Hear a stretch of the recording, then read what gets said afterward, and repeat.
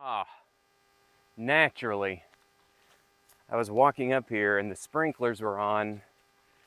The pump only lasts about an hour and a half, and I was like, oh, it's still on. Oh, it looks pretty with the spray is hitting the crops, the sun's hitting off of them.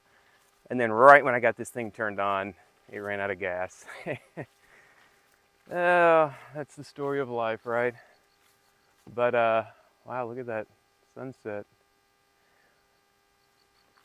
So this one's actually gonna be a little bit more of a Zen one, not off the grid, since the whole point of this, from a spiritual standpoint, was that orthopathy type thing. But at the same time, I was like, well, whoa, it was too good to pass up.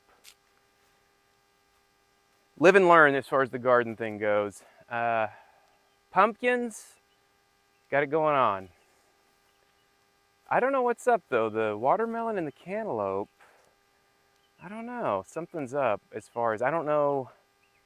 I'm thinking it's got to be that it's been so freaking dry, and I replanted them even.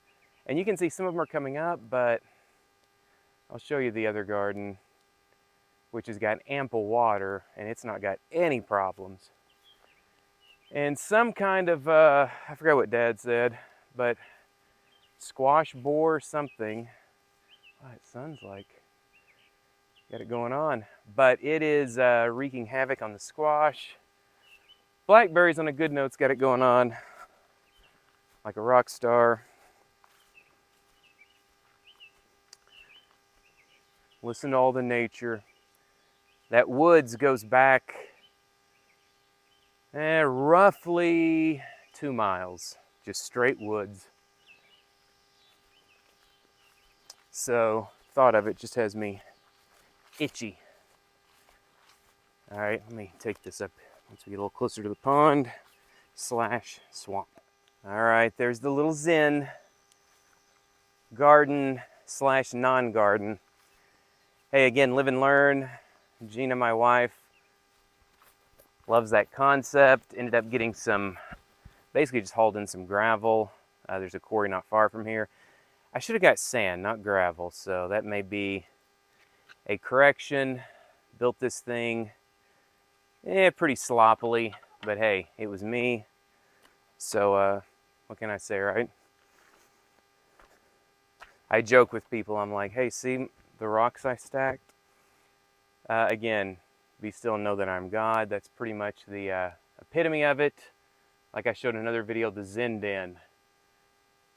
Lose your mind, find your soul. And again, for all the people that question meditation in Christianity, the Bible, I put like basically all these different verses on meditation, and constantly thinking about it very early in the morning while it's still dark. Jesus got up, left the house, went off to a solitary place where he prayed. Meditate on the law day and night. So anyway, live and learn. Lose your mind, find your soul, though. I think that is the key of orthopathy, as far as I've had so much to do with, different college degrees, academics, and that alone does not a Christian make. There's the garden, just so you can get retrospective exactly where we're at. Secondly, the pond, aka swamp. About where this light is where the water, it'll come to when it's not drought season. Good news is there's an underground spring or something, because even though we irrigate out of this thing like crazy, it won't ever get much lower than it is right now. And when I have to go out there in it to actually hook up the hose, which I don't like doing, I'm like, all right, there's gonna be a snapping turtle, a snake, something. But the water is really pretty cold. Like it's almost like an underground spring coming to it. But right now, with it being summer, you can see drought, you get all these weeds popping up in the pond, so it really does become more of a swamp. There's the pump that irrigates the garden, blah, blah, blah. So yeah, it really is kind of cool. I think my dad said it was late 60s or early 70s when they had this thing built. And basically right over there was the deepest point, about 14 feet. I can promise it is not anywhere close to 14 feet now. But again, that happens with time, so it is what it is. I think I'm going to start meditating here in a minute, and then I'm going to actually float out, so you'll see how enlightened I am. Joking. This actually, it's funny, I bought this print from my friend Joseph Simpura, Peaceful Chaos, he took in 2009. And I recently, I'd forgot all about it, and I just found it. I don't know if this will show up or not. But you can see it was at, I think he said Yellowstone. And he just happened to be there. There's this huge waterfall, and there's this kid that was just like reading a book. And I was like, dude, did you Photoshop that? He's like, no, I didn't. So again, I basically at the time just did the typical, oh, that's a cool print, dude. And didn't think anything more about it. But that really does kind of, I don't know, summarize our life. I mean, it's weird at the age of 45 now. Oh my gosh, it's crazy that I'm closer to 50 than 40.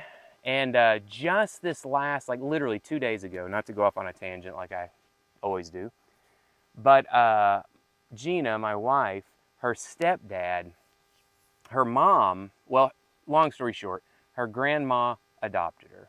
And her grandma is technically, by all intents and purposes, her mom.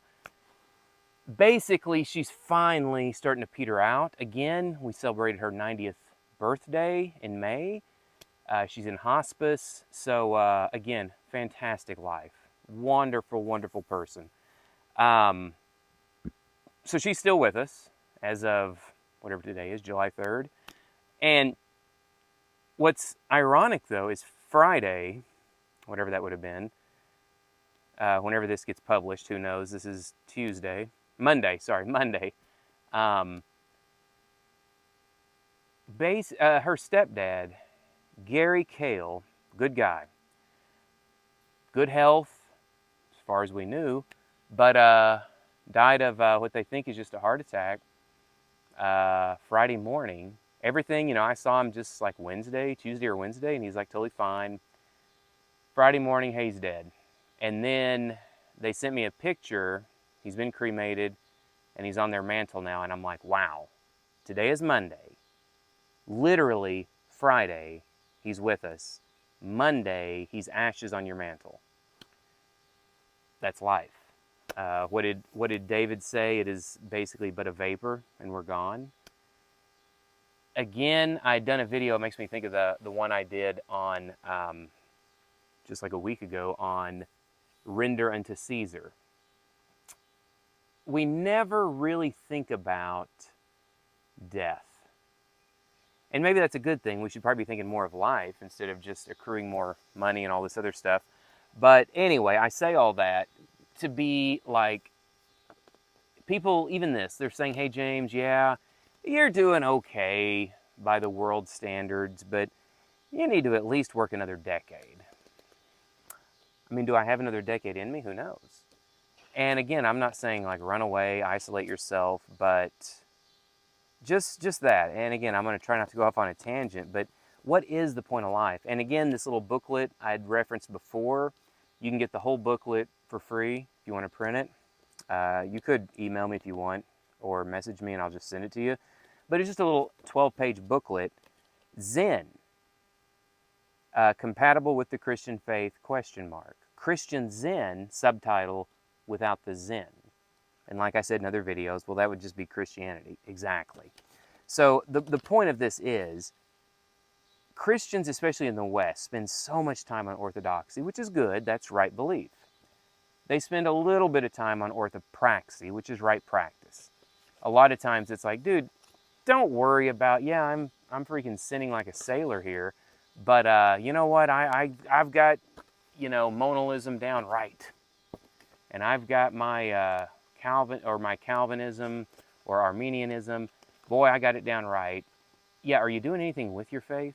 Okay, that's orthodoxy versus orthopraxy. Both are important, but in the West, like 98% of it, 95% of it's orthodoxy, maybe 4% is orthopraxy, 1%, if that, is orthopathy, which again is the right heart, the right passion, engagement, um, being in the faith, not just knowing and doing, but being. That is what certain people, I think, understood a lot better. Again, this one's going to be a little bit jumbly. I did one on the case against traditional apologetics, even though I'm technically an apologist. But again, good example would be being still and knowing that I am God. Psalm 46. I was like, wait, what psalm is that? You see that all through Scripture. Again, all these things around here are about meditation. So many Christians, and so many of the ones from the academic circles that I am familiar with, would do so much better sitting here with no one around, I don't know, for maybe a year or two, and instead of in their books, get out here. Take a second to, instead of looking at the sunrise, normally I'm like running somewhere, oh, look at that sunrise, it's beautiful. Or more often, it's the sunset. More often, though, it's the sunrise. I'm like, look at that sunrise, it's beautiful. Anyway, I got a meeting. I got to make Walmart corporate a bunch of money, and maybe I'll get a little bit of that, and I can buy myself some nice stuff. For how long? And then I see these people that are like 80, and they're still like accruing things, and I'm just like,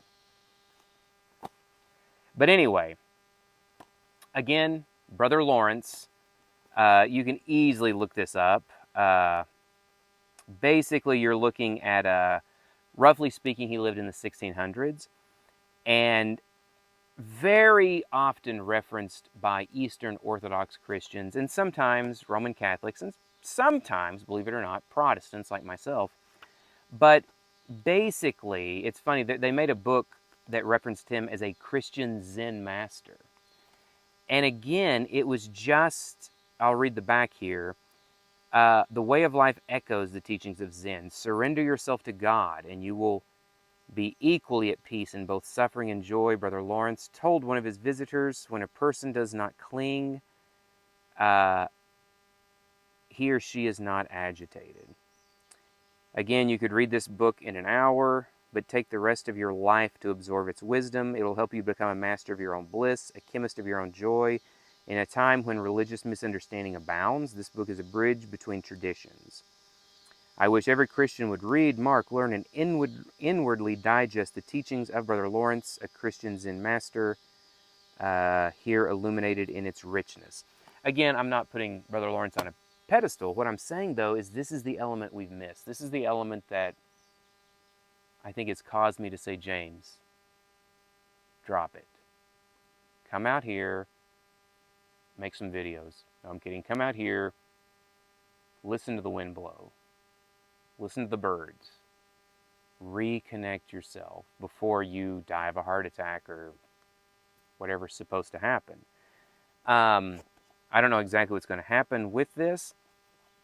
Obviously, me and some friends, all Christian, have really always resounded well with Alan Watts. Again, Alan Watts was a Episcopal or Anglican minister, but I mean, he wouldn't even describe himself as a Christian. I mean, I don't know what he would describe himself as, but again, he echoed a lot of the stuff Brother Lawrence said, and I think the fact that he died in, I think, 1973, if he was alive today, I would hope we could have a conversation. Most of his objections against Christianity were pretty much dated to the 20th century in which he lived. But another one that I recently just found out, Anthony de Mello, Roman Catholic. I'm not Roman Catholic. It's okay. What is this? I probably butchered the pronunciation here. Sadhana, A Way to God. Christian Exercises in Eastern Form. Again, he's a Christian. He's actually a priest, so hopefully he you know, passes the smell check. But some of the stuff, it's weird. I just stumbled across him not that long ago. And I was like, dude, this guy's got it going on. And then I'm like, why do all these videos look old? Again, he was in his 50s and in the late 1980s died of a massive heart attack, ironically. But some of the stuff he talks about here is spot on. And I'm just going to read a couple of them. And I do totally encourage you. I may link a video to some of his videos on this one. But again, just awareness and contemplation. And I'm not really trying to rush through this video, so I'm sure most people have already tuned it out and they're checking the sports score and everything. I'm just talking to the 1% that's actually still with me here. Contemplation for me is communication with God that makes a minimal use of words. Very foreign to Westerners. Minimal use of words, images, and concepts, or dispenses with words, images, and concepts altogether. This is the sort of prayer that John of the Cross speaks of, and that's what we're talking about here, in his Dark Night of the Soul, or the author of The Cloud of Unknowing, who explains the same thing in his admirable book. Some of the exercises that I propose in this book connected with the Jesus Prayer could be considered to be either prayer or contemplation or a blending of both, depending on how much emphasis you place on words and thoughts in your own use of these exercises. Many mystics tell us in addition to the mind and heart with which we ordinarily communicate with God, we are all of us endowed with a mystical mind and mystical heart, a faculty which makes it possible for us to know God directly, to grasp and intuit, good word, Him in His very being, though in a dark matter, apart from all thoughts and concepts. Ordinarily, all of our contact with God is indirect through images and concepts that necessarily distort this reality. Words sometimes serve to impede rather than foster communication and intimacy. Silence of words and thoughts altogether can sometimes be the most powerful form of communication and union with hearts that are full of love. So again, I could keep going. I think that, I forgot his name, but this concept of theosis and meiosis, basically emptying yourself of yourself and filling yourself, theosis, with God. I think that is something, especially in the West. Again, I think there's some real problems with Eastern Orthodoxy from a Orthodox standpoint, but I think they nailed that. They did not throw the baby out with the bathwater like a lot of the Western Christians did.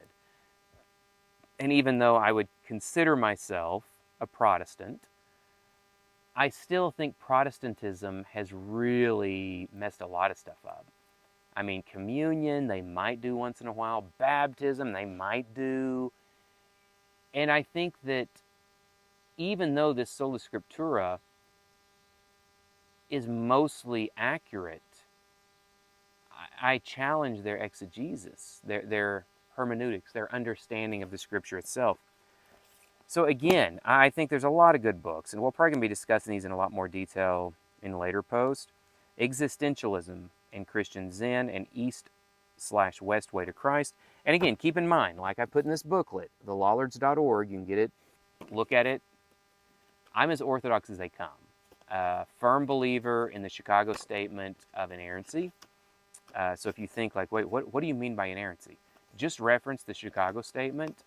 That, to me, that is like bada boom, bada bing. That is beautiful.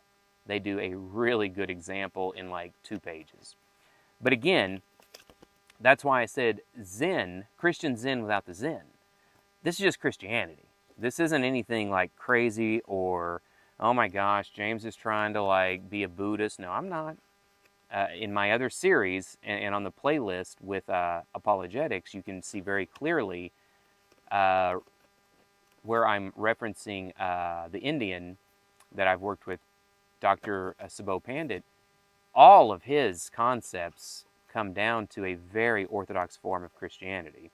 And I'm the same way. I just think that a lot of Western Christians, to say flirting with heresy is strong, but if the only thing you care about is orthodoxy,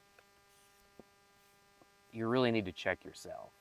Orthodoxy, orthopraxy, orthopathy, these are big words. Who cares what they mean?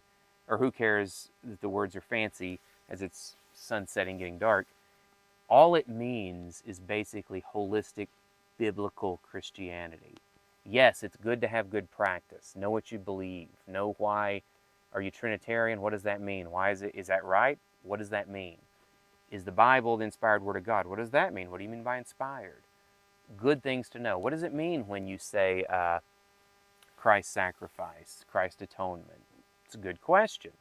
All these things are orthodoxy. What are you doing with this? Well, I'm helping, not out of guilt, but by God's grace. I want to open up a museum. I want to work at a food bank, whatever it takes. Good orthopraxy, right practice. What about the right heart, the right spirit? Actually coming here and saying, forget just going to church on Sunday. Forget trying to be like, hey, look at me, I'm in a food kitchen.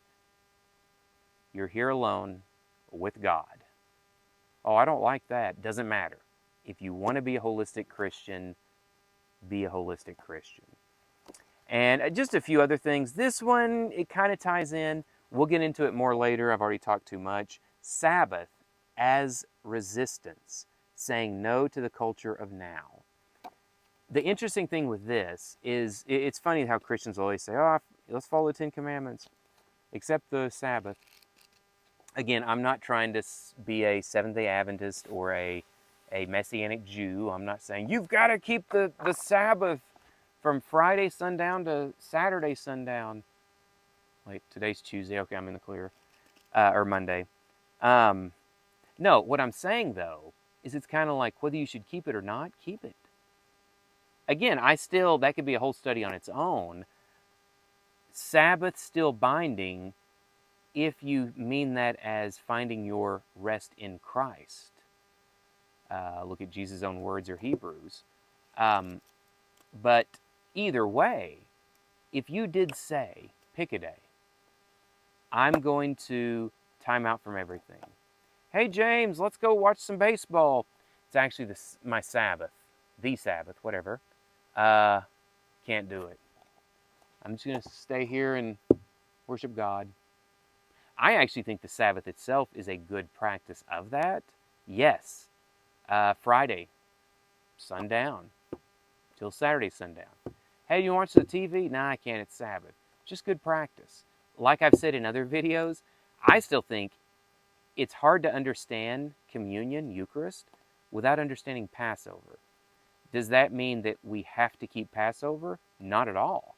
Do I think we should keep Passover? Should being at least having an understanding of it. I don't mean we necessarily have to, have the feast and everything, but understanding it. That is the Old and New Testament put together. How can you understand the new without the old? Anyway, I'm going all over the map. My point being here is if you use this whole orthopathy type thing, just Zen, whatever you want to call it, I'm just going to be at peace with God. And to do it all the time would be the best. But if you did say, you know what, as Jeremiah says, a return to the old ways, the old paths, I'm going to keep the biblical Sabbath, and I'm just throwing that out there. And I am going to spend that time maybe with your family and God. That's it. No TV, no smartphone or whatever, your iPhone, Android, whatever. BlackBerry, I'm kidding. I know it's dated. It's just God here. As the sun is finally setting, I know it's getting darker here. I might do one walk around. I just hooked up some other solar lights, put out some bug and snake repellent, so hopefully I don't step on a snake. But no, I just think that. I mean, the fact that, especially someone like me coming from a corporate environment where I work today, at the largest company in the world, where I'm behind a desk going to meetings, we have a huge P&L meeting, this week for next season. This current season, we have a huge, what they call an open to buy next week. Again, it's all white noise. And I get it, these are the jobs we work. But there's more to it than that if you're a Christian. So I know I've totally rambled on, but I really do think this concept of just be still. Forget what you think you know. Relax, spend some time. Whether it's in a room, locked, no TV, nothing. I did the reference of the rules of life where I did like the ice bath, the breathing exercises, whatever it takes. Honestly, for me, I should probably just stay out here tonight. Fight the bugs off. Close my little gate. Hope that'll keep the critters out. But that is kind of the why on the off the grid thing, is just to get away. And again, like I've built on some of these other videos, if you're a Christian, what could be more important? But anyway, I'll leave it at that. Again, I'll reference you, Anthony Mello, and I'm not even sure what playlist I'll put this in, but there is some method behind the madness, and that's why I created the playlist, just to kind of put each one in their respected areas. So we'll see what happens. All right, you can see the sun is quickly setting, so it's getting a little bit dark. Not all the solar lights are on, but most of them are. If I wait too much longer, it's gonna be like video, you won't be able to see it anyway, so I'm gonna try to, again, instead of me blabbing, I'm just gonna try to be quiet, which is kind of the whole point of this anyway. Be still.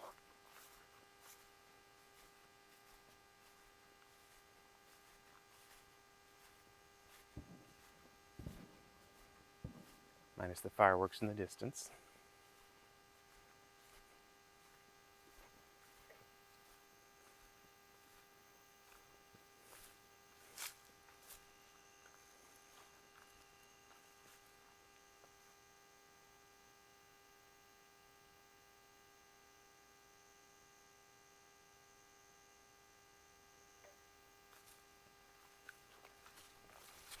Stay on the path.